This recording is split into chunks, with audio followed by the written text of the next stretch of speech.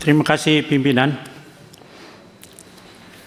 Yang terhormat pimpinan Komisi 3, anggota Komisi 3 dan bapak-bapak, ibu-ibu dari yang punya warung, Ibu Nabila ya.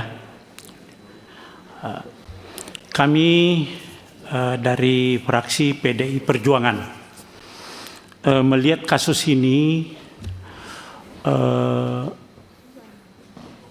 memang baru hari ini saya ikut dengan tadi pagi barusan melihat kasus ini dari Ibu Nabila ini tidak bisa dipidana memang.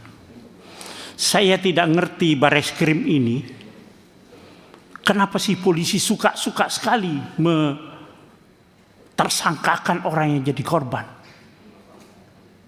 Tapi syukur alhamdulillah tadi malam sudah ada kesepakatan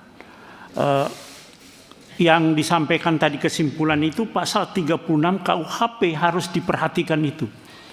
Kalaupun juga berdasarkan undang-undang ITE itu juga tidak bisa juga dipidana karena itu termasuk kepentingan umum di situ gitu, tidak bisa. Oleh karena itu saya sangat setuju bahwa kasus ini harus dihentikan, di SP3-kan kepada Ibu Nabila sebagai tersangka dalam kasus ini gitu. Saya minta kepada Bareskrim Polri segera meng-SP3-kan ini, tapi saya kira sudah ada tadi malam semuanya. Dan saya minta Polri seluruh Indonesia, mulai dari Bareskrim, Polda, Polres, tidak ada lagi yang terjadi seperti ini. Kenapa mencari-cari salah orang? Gitu loh. Saya minta Polri ini sudah lebih adil lah di dalam melakukan langkah-langkah penyidikan. Ingat di KUHP yang baru juga ada itu.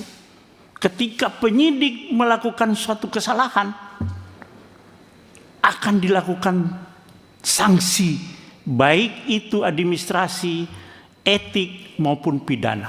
Oleh karena itu harus betul-betul dibaca KUHP yang baru ini yang sudah berlaku dan betul-betul itu dipedomani dan dilaksanakan. Saya kira itu Pak Ketua. Terima kasih. Assalamualaikum warahmatullahi wabarakatuh. Jadi setuju Pak ya? Siap, setuju. Sangat setuju Pak Ketua. Pak Rikwanto, Partai Golkar. Terima kasih Pak Ketua.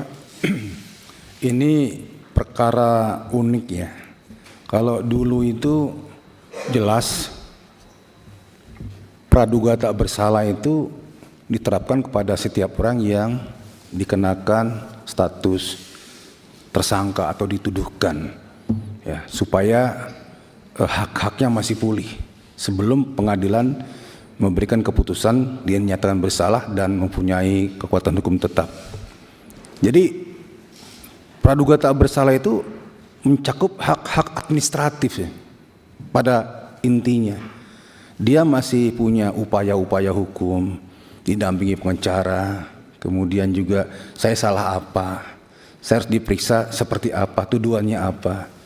Nah, kalau berkaitan dengan pemberitaan dia itu belum pantas dipersalahkan, kemudian dia berbalik pencemaran nama baik itu ya, yang menuduh dia bersalah melakukan suatu perbuatan, ini presiden buruk bagi perkembangan hukum di Indonesia. Bayangkan ya.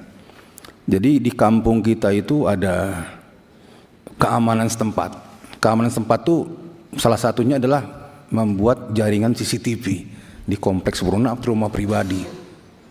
Nah, mereka pastinya ingin mengetahui apakah nanti ada pencurian di sini atau pencurian itu bisa tertangkap nggak dengan saya pasang CCTV, kami pasang CCTV. Ya. Setelah terpasang ternyata ada pencurian dan kelihatan ciri-cirinya. Logika umumnya adalah aparat setempat itu, satpam, masyarakat dan lain-lain segera menyebarkan berita tentang ada pencurian dan tayangannya seperti apa. Dengan gerakan cepat mereka tutup sana, tutup sini, tutup situ, akhirnya tertangkap.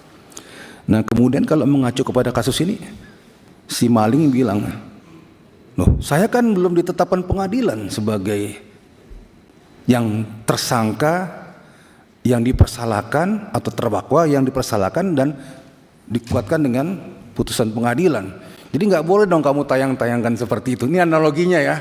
Jadi lucu jadinya. Apalagi di dunia digital sekarang ini yang luar biasa. Setiap orang itu dalam kehidupan sehari-harinya bisa merekam dirinya sendiri maupun di lingkungannya menjadi sesuatu yang tidak bisa terbantahkan.